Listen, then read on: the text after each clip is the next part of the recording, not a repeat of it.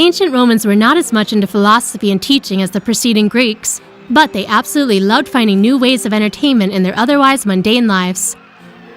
Today, even the thought of gladiators beating each other to death in an impressively huge arena full of enthusiastic audience would create unprecedented outrage among people.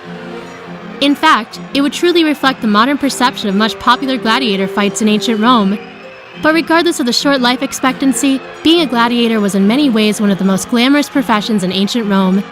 The gladiator battles would draw thousands of spectators, including the biggest of names in contemporary Roman elites. In an attempt to recognize the most popular of these ancient Roman athletic superstars, here is the list of top 10 ancient Roman gladiators. Number 10. Tetetris. Tetetris was a popular gladiator in ancient Rome for his Mirmillones-styled fights. He would go bare-chested into battles wielding a sword, a shield, and a helmet. Though his exact experience as an efficient and lethal gladiator could have used far more documentation, he remains largely known for his documented victory over prudes. Two of them had made quite a name for themselves. Both their names are depicted on glass vessels found in present-day France, England, and Hungary. The carvings portray the victory of Tetetris over prudes, most probably the moment when his fame shot to new heights. Number 9. Speculoos. One of the famed gladiators who lived in 1st century AD Rome, Speculoos not only was popular among regular spectators, but was also closely admired by the notorious Roman Emperor Nero. Speculoos went on to win a number of battles and emerge victorious against skilled adversaries. Nero took a particular likeness to his heroics, and awarded him with palaces and riches far more than he could have asked for. Nero had become so fond of him that when he was overthrown in 68 AD, he wanted to die a swift death at the hands of Speculoos. But his aides could not get a hold of Speculoos in time, and Nero took his own life by committing suicide. His fame did not only revolve around his relation with Nero. His depictions in several ancient Roman artworks gave testimony to his far-reaching popularity in ancient Rome. Number 8. Hermes.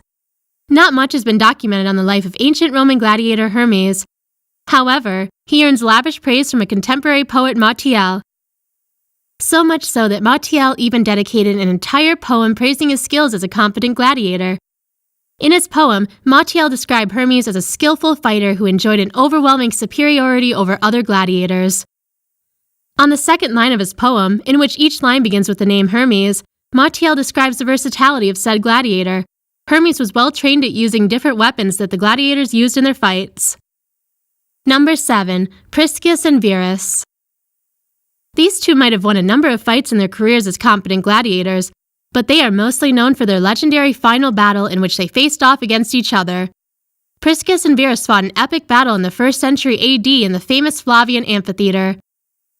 And as it so happened, their ultimate battle was also the first big spectacle in the Flavian arena, a spectacle that was documented in detail by the poet Martial. After fighting for hours in a nail-biting battle, the two warriors submitted to each other at the same time.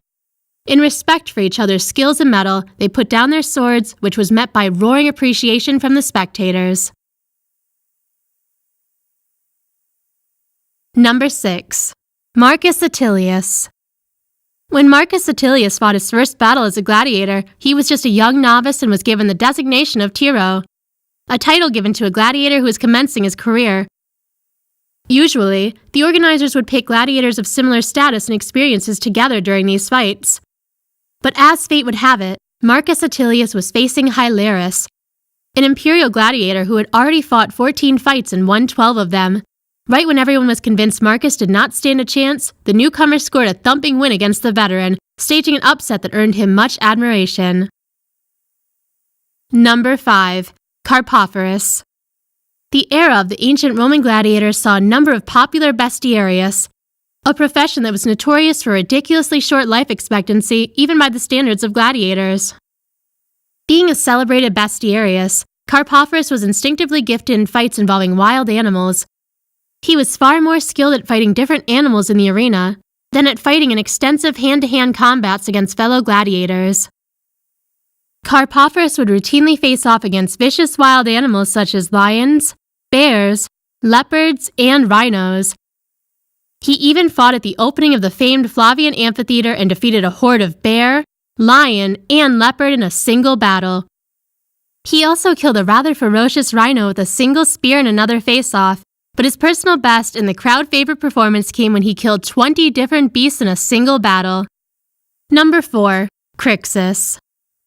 A well-known military leader during the Third Servile War, Crixus used to be a Gallic gladiator who enjoyed noteworthy success against notably bigger opponents in battle arenas.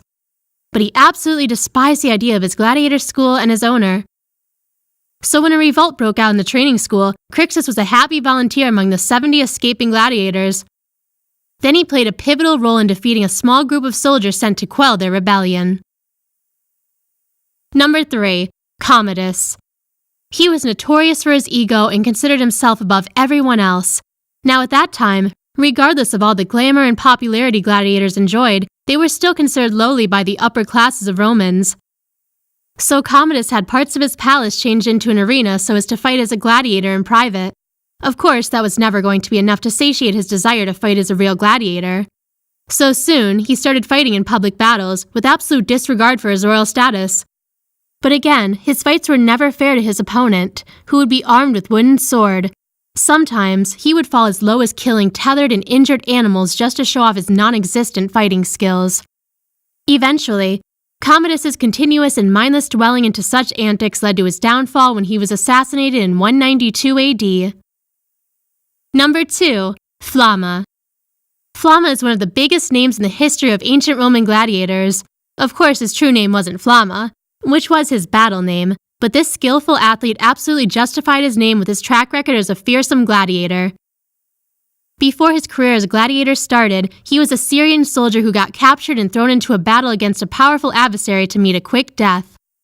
Ultimately, he did meet his end, but not before commanding an unparalleled domination against countless enemies in the grand arena of the Colosseum. Using a small sword and a shield and armor on one half of his body, he terrorized his opponents for about 13 years in battles that attracted the biggest number of spectators. Number 1. Spartacus. A Thracian soldier by origin, Spartacus was captured by the Romans and then sold as a slave. His owner owned a gladiator school in Capua and noticed the opportunity of cashing in the various skills of Spartacus as a gladiator. But a true soldier reveres his freedom far more than anything else. Soon, Spartacus helped to mastermind a rebellion that ended with about 70 gladiators escaping out of the gladiator school, all of them well armed with makeshift weapons. Crixus was also among the escapees, and soon he became the right hand of Spartacus. Together, they all escaped into the slopes of Mount Vesuvius and freed many more slaves on the way, which increased their numbers significantly.